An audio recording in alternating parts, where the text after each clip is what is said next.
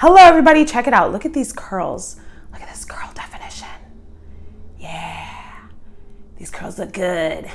Anyways, thank you for joining me today for a quick live, and I am talking to you about a really easy way to clear some mental space so that you can get in your creative zone. And this is something that I actually am going to be doing this week, and something that I have noticed over the last 2 months at this point, that this one small change can actually clear up a lot of space and just make it easier for you to be like, all right, let me get in my flow, whether it's writing, whether it's editing, whether it's whatever it is that you're doing to help you get in that creative flow. But before we dive in, let me introduce myself. My name is Kristen Iris-Johnson. I am a film producer, a writer, a consultant, and I work with Black writers, filmmakers, creatives. What I do is I help them to amplify your voice, to boost your creativity, and to make a bigger impact with your creative work. And doing that through just different tips, tricks regarding writing for the writers, filmmaking, and also just for creatives, especially around using pleasure as a way of clearing, as a way of stepping more into your creative energy and creative power. So let's talk about how to clear some mental space, right? Now, something that I have noticed over the last couple months is that there are these tiny little tasks, little things on my to-do list that I have not done that keep getting bumped down because there's other things that are more urgent or more pressing or just take my attention, or I just straight up forget. Okay, and it's these little things that I have realized are actually taking up a lot of mental space collectively. Like, you don't think about it because it's a little thing. So here's an example. I had, because I paid it last week, I had a $5 bill for the pharmacy for a medication that I have delivered. And it's a $5 bill, and I didn't pay it for a month. And every day it was like, oh, I got to pay that bill. Every day I got to pay that bill. Oh, I got to send this form back to the pharmacy that I was supposed to send. Okay, that part I didn't do. It's still sitting on my desk, but it's in the envelope. I just need a stamp, and I need to stick it in the mail. But every day it was like, oh, I got to pay that bill. I got to pay that bill. And then I'd be like, I can't think about that right now. Let me get into my work, right? But that time that I'm taking every day that's like, I got to pay that bill, is taking up mental space. And it's such a small thing. It's $5. It's a $5 bill. When I actually looked at the form, I was like, oh, I can pay this online. And that's exactly what I did.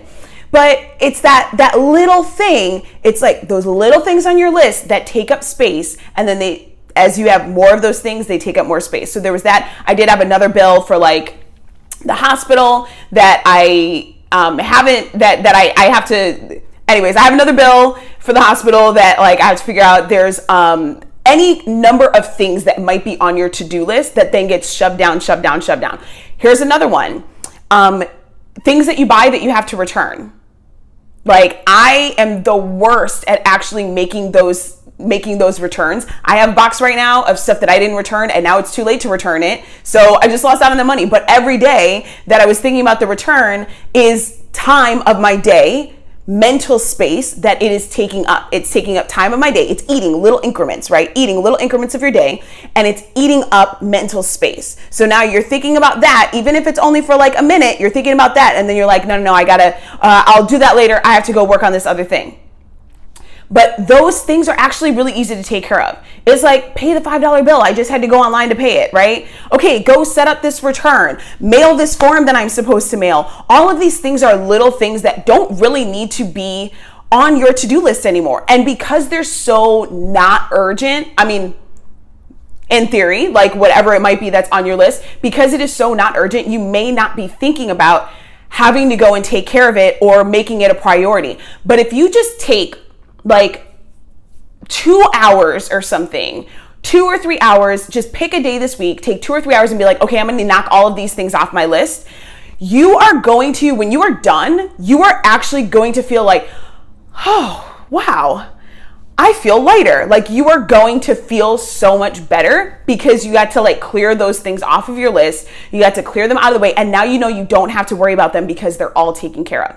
So that's like a really easy way to clear up that mental space so that you can get in your creative zone is like, look at those little things at the bottom of your to-do list that come up into your head every day that you're like, I got to take care of that. But then something else is more urgent and you jump into something else. Like whatever that list is of things, make an actual list, pick a day this week and set aside like 2 or 3 hours to just knock all that stuff off. It might be one of the other things on my list is like, because I haven't been in this location very long. I moved here from the Midwest.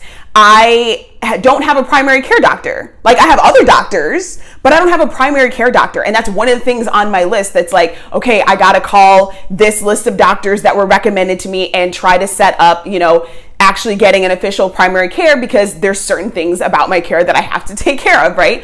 But that's something that's not going to take that long. It just keeps getting pushed to the bottom of my to-do list because other things feel so urgent.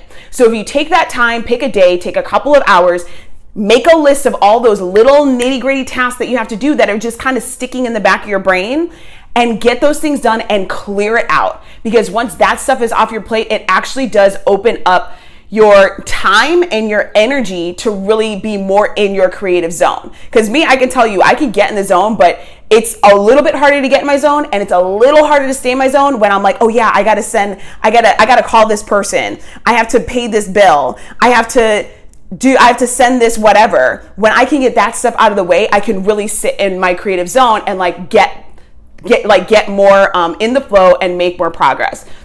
So hopefully you guys will do that this week.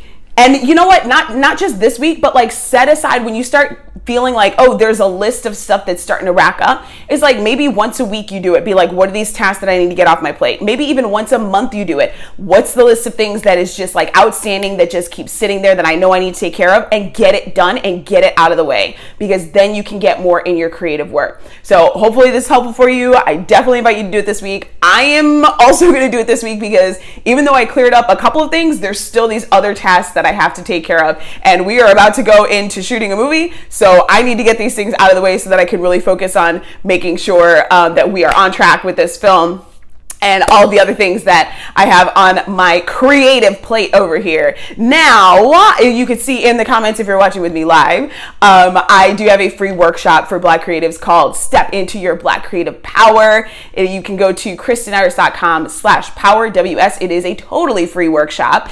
And in this workshop, I walk you through how to really explore the impact of some of the most pervasive messages that we as Black people get about not being enough.